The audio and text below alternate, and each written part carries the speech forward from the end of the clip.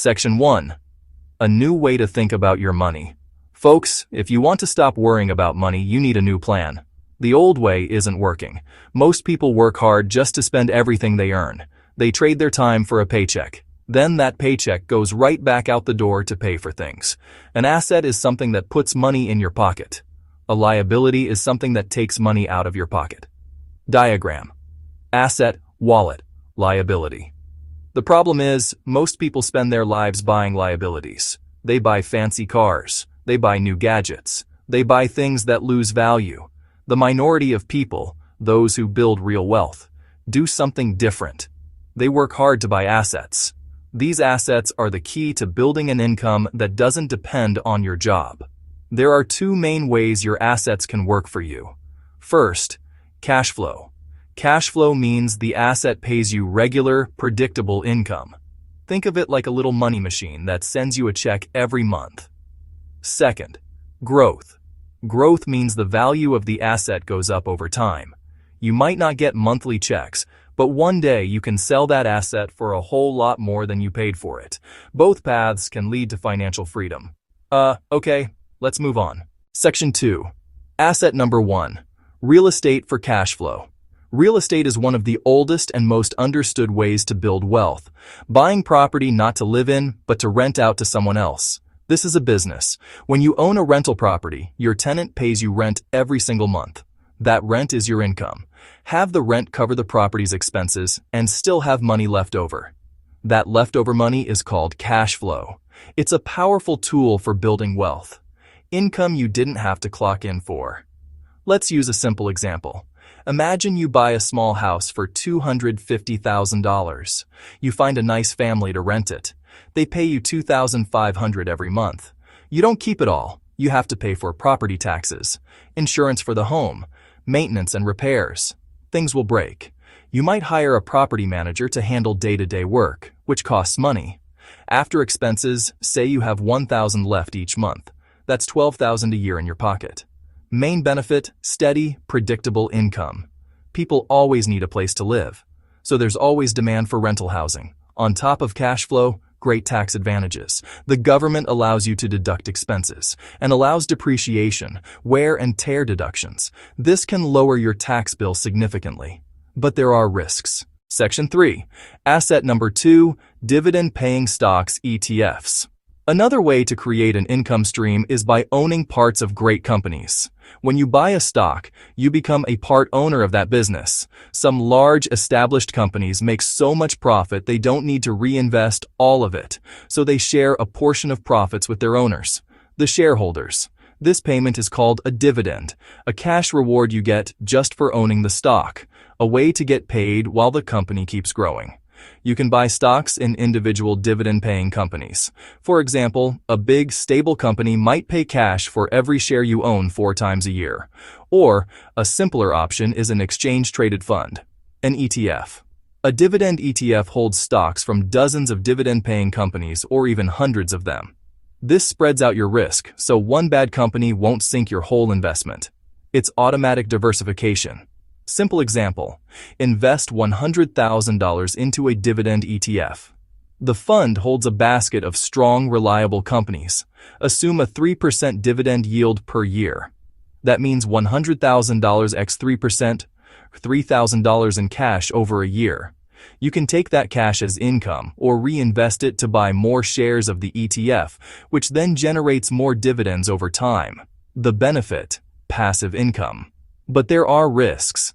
Dividends are not guaranteed. A company can cut or eliminate its dividend if it has trouble. The value of the stock or ETF can fall. Don't chase the highest yield blindly. A very high yield can be a warning sign. Look at the quality of the companies in the fund. Section 4. Asset number 3. International bonds. A bond is basically a loan. When you buy a bond, you are lending money to a government or to a large corporation. In return for your loan, they promise to pay you regular interest payments over a set period of time. At the end of that period, they pay you back your original investment. Here in the United States, people often talk about treasury bonds. These are considered very safe. But because they are so safe, they usually do not pay very high interest rates. This is where international bonds can come into play. You can lend money to governments in other countries. You can lend money to companies in other countries. Why would you do this? Often, they will pay a higher interest rate than U.S. bonds. They are willing to pay more to borrow money. This can be a way to get a better return on your money and create a steady stream of income from the interest payments. It's another tool to diversify beyond the U.S. market. For example, you could buy an international bond ETF. Instead of picking countries, the fund does the work for you. It might hold bonds from developed countries, Europe, Japan, and from emerging markets. An ETF like this might pay a yield of around 4%. That's a solid rate for a relatively stable investment. You get regular income, and your risk is spread across many loans. The biggest benefit, potential for higher income versus U.S. bonds. It gives you another source of cash flow. But higher returns bring higher risks. Currency risk. If a foreign currency falls against the U.S. dollar, returns could be lower. Country risk. A foreign government could have political or economic problems and fail to pay. That's why a fund is often a good idea. It spreads risk, so one country's problem doesn't hurt you too badly. Now let's talk about getting growth from international stocks. Many of the fastest growing companies in the world are located outside of the United States. The United States is a huge, mature economy. It is harder for big American companies to grow at a super fast rate. But in other parts of the world, economies are developing quickly. New industries are being born. This creates a huge opportunity for companies in those countries to grow much faster than their American counterparts. Investing in these companies can lead to significant growth in your portfolio. The idea is to buy shares in these businesses while they are still on their upward trajectory. You are not necessarily looking for a quarterly dividend check from these stocks. Instead, you are looking for the value of the stock itself to increase dramatically over the next 5 years, 10 years, 20 years. This is a long-term play. It is about investing in the future growth of the global economy, not just the United States economy. It is a way to find opportunity wherever it may be. For example, you could invest in an emerging markets ETF. An ETF like this would give you ownership in hundreds of companies: Brazil, India, Taiwan. These are places with growing middle classes and expanding economies. You buy the fund and hold on to it, allowing the value of those companies to grow over time. Because you are in a fund, you are diversified. You are not betting on just one company or one country, but on the overall growth of these dynamic regions of the world. The risk, however, is that these markets are much more volatile. This is not a place for money you will need in the short term. It is for patient, long-term investors who can handle the ups and downs. Now, we need to have a serious talk about speculative assets. These are the high-risk, high-reward investments you hear about in the news. This includes things like cryptocurrencies such as Bitcoin and investing in brand-new startup companies. I want to be very clear about this. These are not investments in the same way that a rental property or a good mutual fund is an investment. These are speculations. That means you are betting that the price will go up, but there is no underlying value or profit generation to support that price. You could make a lot of money, or you could lose everything. A startup company is a new business that is just getting off the ground. Most new businesses fail. That is a fact. 8 out of 10 startups go out of business. If you invest in a startup that fails, your money is gone. Forever. On the other hand, if you happen to invest in the one that becomes the next big thing, you could make a massive return. The same is true for cryptocurrencies. Their prices can skyrocket in a short period, but they can also crash just as quickly.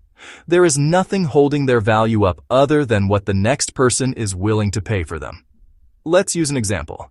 There are online platforms now that let regular people invest small amounts of money into startups. You might invest $500 into a new tech company that you believe in. For Bitcoin, you could buy a small fraction of a coin for a few $100s. The key here is the amount of money you are using. This should only be done with a very small percentage of your investment portfolio. I am talking about money that you can afford to lose completely without it affecting your financial future in any way. We are living in a time of incredible technological change. The rise of artificial intelligence, or AI, is changing every industry. It is like the invention of the internet or the assembly line. A massive amount of money and brainpower is flowing into this space. Investing in technology can be a powerful way to grow your wealth by riding this wave of innovation. These are companies that are building the future.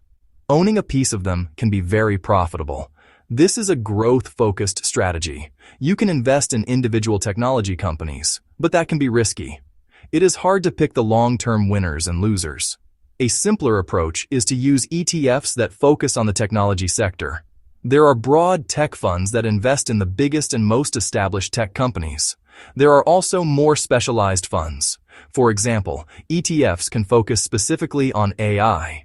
ETFs can focus on semiconductor companies that make the chips that power all this technology. ETFs can focus on cloud computing companies that provide the digital backbone. Let's take an AI-focused ETF as an example. Such a fund might hold shares in 40 to 60 different companies. By buying one share of this ETF, you get instant exposure to the entire sector. The risk, however, is volatility. The technology sector is known for its big price swings. When the overall stock market goes down, tech stocks often go down even more. We have seen bubbles in the tech world before. This is a long-term investment. You have to have the stomach to ride out the ups and downs without panicking. So, stay focused on the long view. Last, let's talk about something that is not really an investment in the traditional sense. It is a protectionary asset. I am talking about physical gold. Gold is different from all the other assets we have discussed. A rental property provides shelter. A company's stock represents a business that sells products and makes a profit. Gold does not do anything. It just sits there. It does not produce cash flow. It does not pay a dividend. It does not create anything of value. Its primary purpose in a portfolio is to act as a form of insurance. People have used gold as a store of value for thousands of years. The reason people buy gold today is usually because they are worried. Value of the dollar going down. High inflation eating away at savings. Economic instability. A major crisis. When people get scared, they often flock to gold, which drives its price up. It is seen as a safe haven when other assets are falling. It is a hedge against uncertainty and chaos. You can buy gold in a few different ways. Buy physical gold from a reputable dealer, coins, bars. You would then have to store it securely. Buy a gold ETF on the stock market. When you buy a share, you get exposure to the price of gold without physically holding it. This is a more convenient option for many people. The benefit of owning gold is protection during crises. The risk: gold is a terrible long-term investment for growth. Think of it as a small piece of your portfolio for just-in-case scenarios, not a primary engine for wealth creation. We have covered 7 different types of assets you can buy. We talked about real estate, dividend ETFs, and international bonds for creating cash flow. We also talked about international stocks, technology, and speculative assets for growth. And we finished with gold as a form of protection. Each one of these has a role to play, and each one comes with its own set of benefits and risks. The path to building wealth is not about finding one magic investment. It is about building a diversified plan that is right for you and your family. Your choice between focusing on cash flow or focusing on growth depends on your personal situation. If you are nearing retirement and need income to live on, cash-flowing assets like rental properties and dividend funds make a lot of sense. If you are young and have decades to invest, you can take on more risk and focus on growth assets like technology and international stocks. A balanced approach, with a mix of both, is a wise strategy for most people. The goal is to build a portfolio that can weather any storm and help you reach your goals. So, what is your next step? The first step is always to get your own financial house in order. You cannot invest for the future if you are buried in consumer debt today. Get on a written budget, get out of debt using the debt snowball, and build up a fully funded emergency fund of 3 to 6 months of expenses. Only then should you start investing 15% of your household income for retirement and other goals. Start with simple, proven investments like good growth stock mutual funds in your 401k and Roth IRAs. As you build your foundation, you can then begin to explore some of the other assets we have discussed, Start small. Learn as you go. Never invest in something you do not understand. There are no shortcuts to getting rich. Building wealth is a marathon, not a sprint. It takes discipline, patience, and a plan. Disclaimer. This essay is for educational purposes only. It is not financial advice. Investing involves risk, and you can lose money. Do your own research and consider talking with a qualified investing professional before making any investment decisions.